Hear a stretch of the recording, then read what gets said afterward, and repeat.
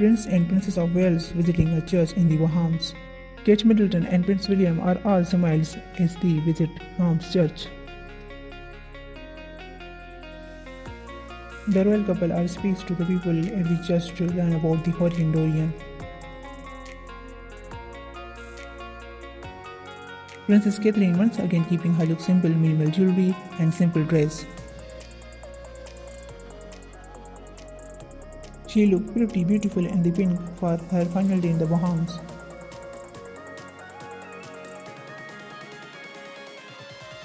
Princess Kate Middleton in pink navy dress as she is visiting a church on the final day of her week at Caribbean tour.